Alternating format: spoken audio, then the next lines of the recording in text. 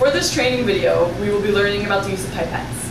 Pipettes can be used for adding food to cultures or tests, making stock solutions of chemicals, or spiking test solutions of chemicals. Though pipetting may seem like a small step in a procedure, it's actually a crucial factor in obtaining reliable data.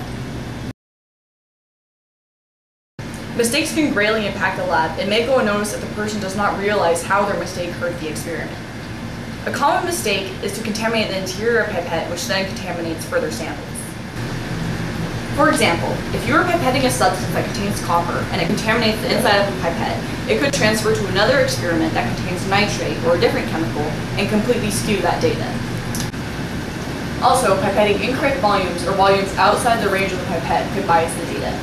You could end up overfeeding or underfeeding cultures or transfer a larger amount of a chemical than needed. Before you pipette any chemicals, make sure you take the proper safety procedures. Remember to read the material safety data sheets, or MSDSs, about the chemical you are using. This will help you to learn about the hazards associated with it. Familiarize yourself with the special storage, handling, and disposal practices used for this chemical. Also remember that hazardous waste has special disposal procedures. Before handling the chemicals, make sure you have the right equipment on to protect yourself, such as gloves, goggles, and a lab coat. Remember to label the beakers that you are pipetting from. When labeling them, remember to write down the name of the chemical that's inside, your initials, and the expiration date of the chemical. There are many different types of pipettes in this lab, but for this lesson, we'll be learning about non-repeating pipettes. Non-repeating pipettes are extremely precise and can measure very small amounts. They can be used for either toxic or non-toxic chemicals. The pipettes will have labels that state which type of chemical they are used for, so be sure to check it before measuring. Green labels mean non-toxic, red mean toxic, and purple are for grad students. These pipettes should be held or stored upright. Never hold them upside down or lay them horizontally on a table. If you must put the pipette down, either place it back in its rack or put a paper towel down and lay it at a slant. Be aware of the pipette at all times. When talking to someone, don't hold a pipette in your hand. People tend to be a little too expressive with these. Each pipette measures a different volume. For now, we'll be focusing on the pipettes that measure 10 to 100 microliters, 100 to 1,000 microliters, and 500 to 5,000 microliters. To select your desired volume, you must use the knob at the top of the pipette. Some pipettes have a locking button to make sure the knob isn't accidentally turned, which changes the volume. When setting a new volume, hold down the locking button while turning the knob. Make sure to hold down the button. If you don't, it could ruin the inner workings of the pipette. Remember, on the 10 to 100 microliter pipette, the line here is a decimal point. This means it will read 88.4. Also, be sure to know what units your pipette is measuring in. Don't measure 500 microliters thinking you're measuring 500 milliliters. Stay within the range of the pipette and do not try to measure anything over its range. The majority of pipettes have 3 stops. Your thumb will feel the resistance as you come to each stop. When loading a sample, hold it vertically over the liquid and depress the button to the first stop. This stop corresponds to your selected volume. While holding the button at this stop, lower the tip into your solution and slowly release the button. Make sure to release it slowly. Slide the tip along the container wall as you withdraw the pipette to make sure all the excess liquid is removed. If not all the liquid is removed from the outside of the pipette, wipe off any droplets remaining with the lint-free tissue. Try not to draw out any liquid from inside the pipette by touching the very tip with the tissue.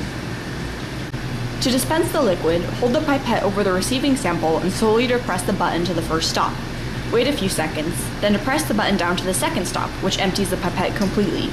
Continue to hold the button down as you withdraw the pipette, sliding the tip against the inside of the vessel. Slowly release the button. Remember not to actually touch the tip to the sample, just hold it over. To discard the tip, slowly push the button past the first and second stop to the third. This will eject the tip. We usually use new pipette tips every time, so don't worry about throwing these away.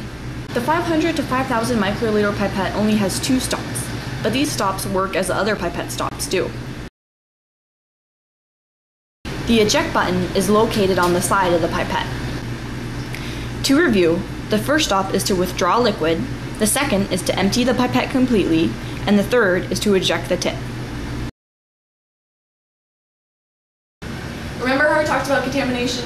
The way to find this is to look inside the pipette, without the tip, for evidence of contamination. A common example is it'll be green with algae.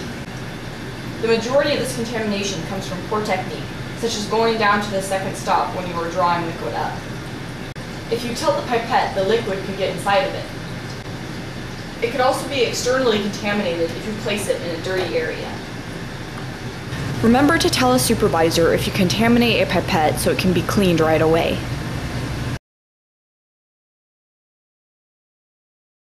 Before you try and calibrate a pipette, be sure to know how to use one of the scales. After your scale is set up, you can calibrate the pipettes by weighing the pipetted amount of liquid. Practice with water before trying to use a chemical. This will help you verify your scale. Since you're putting the liquid in a beaker, make sure to set the scale to 0 with the beaker on it.